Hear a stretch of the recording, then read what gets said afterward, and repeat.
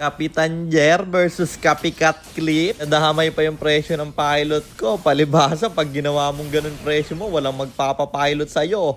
Lipaders ba naman? Napahiya na si Wrecker Jr. dyan. Yan pa yung uungkatin mo man. Teka, baka kilala mo lang ako at lagi kang nanonood pero hindi ka pala nakapollow sa page. I-follow mo na yan. Isa lang eh. Ayaw pa. So ayon, nandito na tayo sa pang 734 na araw ng isang game kada araw. Digmaan na! Simula 2020, ganyan na yung presyo ng pilot ko. Pero bakit ngayon, ang dami ko pa ring pilot bro? Tiwala kasi binabayaran dyan. Sa'yo paano may magtitiwala sinungaling ka man? At saka kaya mababa yung presyo ng pilot mo, ginaya mo lang ako Gayang-gaya binabahan mo yung presyo para sa'yo lumipat yung iba. Ang problema, may magtitiwala pa ba sa'yo tropa? Itinatanggi pang hindi siya lipad, meron na nga pruweba dahil ikaw mismo umamin. At sa mga hindi nakakaalam kung ano ba yung issue sa akin dati ni Wrecker Jr., nag-post lang naman siya dati na yung pilot ko daw, isang star lang, pang samgyup na. Sa mga nakakaalala nga ng content na yon, paki-comment nyo nga yung title dito sa baba para mapanood ng mga bago lang. Hindi ko na kasi maalala yung mga exact na sinabi ko doon. Pero sasabihin ko sa inyo yung sagot ko sa issue na to dahil halos magkamukha lang naman. Unang-una ako yung nagdesisyon na ganyan yung presyo ko. Wala akong pinaggayahan.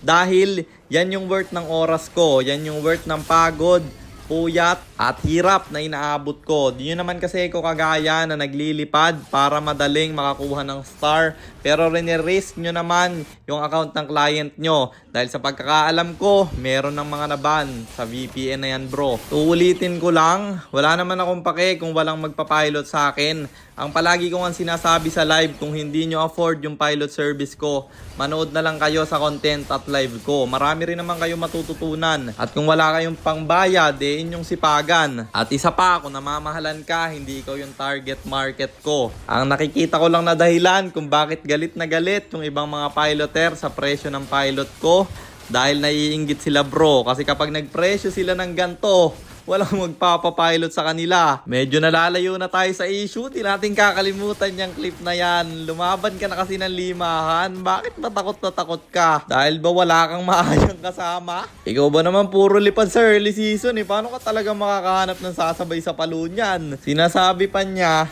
na tingnan nyo daw, naka-live siya palagi. Paano magiging lipad? Nagla-live lang naman yan pag late season na. Tingnan nyo early season kung makikipagsabayan niya ng bakbakan. Hindi ba kayo nagtataka? 2,000 stars, walang tinatalong pro. Early season kasi naglalaro lahat ng pro.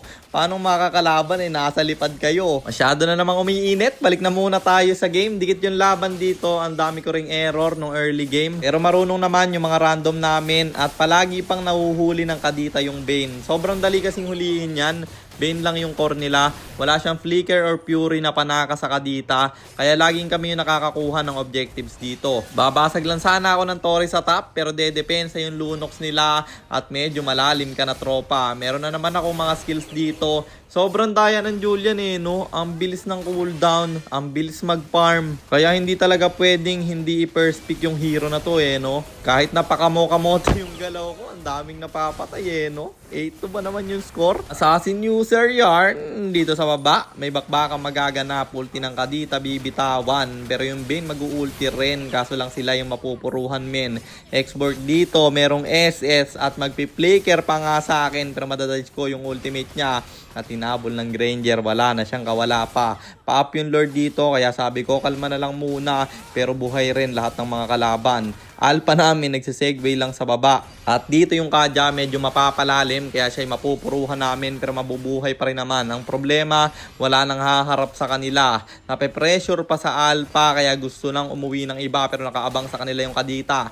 Huli yung Lunox. Hanabi dito, pe-prehit pa. Pinligiran ng badang yung Bane at nung namatay yung Bane, sabi ko Lord na. Wala na rin kasing dahilan para patayin pa namin yung Hanabi na yan dahil baka ma-outplay pa kami. Nasa loob na rin kasi ng Torre. Dahil doon, yung Lord libre naming nakuha. Tapos matatrap sana yung Granger namin pero akin siyang nirespuhan at yung Hanabi pa yung napuruhan. Low HP na ako dito kaya yung Xborg maghahabol at putik may Lunox pa. Sabi ko sa kampe may buy and sell ako. Wag nyo akong iwan pre. Na-dodge pa nga yung light ng Lunox at may Rose Gold pang kasama. Rumes po na yung kadita kaya yung Lunox walang kawala na. Pepetri pa sa muka habang rumirekta na yung Alpha. Bane na lang yung dedepensa kaya kami magta-tower lock na at natapos ang laban. Panalo na naman tayo and ang standing na natin ay 624, 110, 624 wins and 110 losses. Para naman sa mga bago lang at hindi pa nakakaalam, ang ginagawa po nating content tuwing 9 PM ay 1 game per day.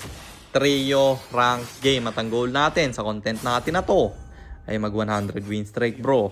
Yun lang, sana meron kayo natutunan. Kung meron man paka-share lang, then after nyo i-share, mag-comment rin kayo ng pa-shoutout para ma-shoutout ko kayo sa mga next nating content. At i-comment nyo na rin ang inyong mga katanungan kasi baka malay mo sa next nating content, comment mo naman ang mapili ko. At para naman sa mga gustong magpa-pilot ng ML account, mag-PM lang kayo, nagre-reply ako at syempre, may bayad yun. Kahit hanggang anong rank, pwede nyo ipapilot kahit anong hero. Pwede nyo ipaspam basta may additional payment pag magpapaspam kayo ng hero. At yun lang guys, sana nag-enjoy kayo sa content natin na to. At shoutout sa iyo James Arajani, kay Sai Cañete, kay Evan Linda at kay Kim P. Rubia. Maraming salamat sa inyong suporta. Mag-iingat kayo palagi. God bless. Paalam!